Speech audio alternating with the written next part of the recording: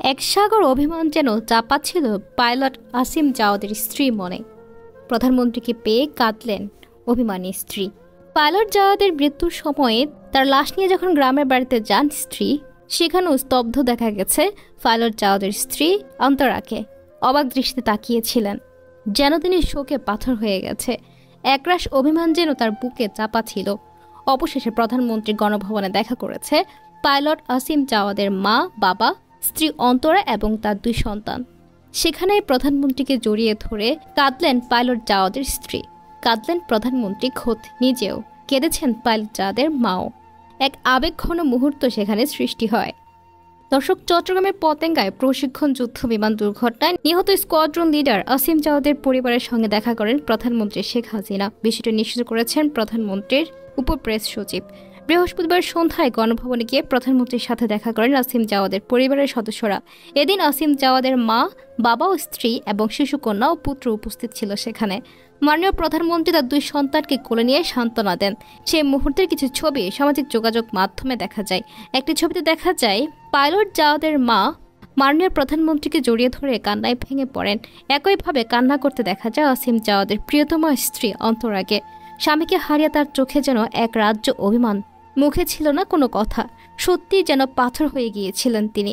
মাননীয় প্রধানমন্ত্রীকে কাছে পেয়ে যেন সকল আবেগ ঢেলে দিলেন আসিম জাওয়াদের স্ত্রী। এই সময় মাননীয় প্রধানমন্ত্রী শেখ হাসিনা তাকে এবং তার পরিবারকে সান্ত্বনা দিতে থাকেন। প্রসঙ্গত, গত 9 মে সকাল 10:30টার দিকে চট্টগ্রামের বিমান বাহিনীর ইয়ক 130 নামে একটি প্রশিক্ষণ যুদ্ধ বিমান বিধ্বস্ত হয়। বিমানটিতে টিম লিডার আসিম জাওয়াদ সহ সোয়ান হাসান নামে আরও একজন পাইলট ছিলেন। দুর্ঘটনার পরে ওই দিন দুপুরে 12:30টার দিকে পতেঙ্গার একটি হাসপাতালে চিকিৎসাধীন অবস্থায় মৃত্যুবরণ করেন আসিম জাওয়াদ।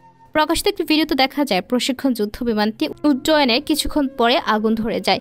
এ সময় বিমানে থাকা 2 জন পাইলট প্যারাশুট নিয়ে নিচে নেমে যায়। এক পর্যায়ে বিমানটি কর্ণফুলী নদীতে বিধ্বস্ত হয়।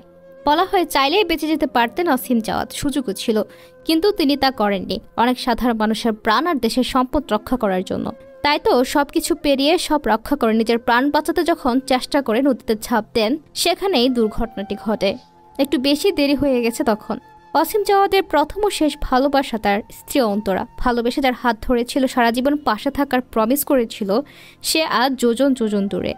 একবার এক সাক্ষাৎকার আসিম জাওয়াদ অকপটে স্বীকার করেছিলেন তার বিমান বাহিনীতে যোগ দেওয়াটা তার মায়ের খুব একটা সম্মতি ছিল না।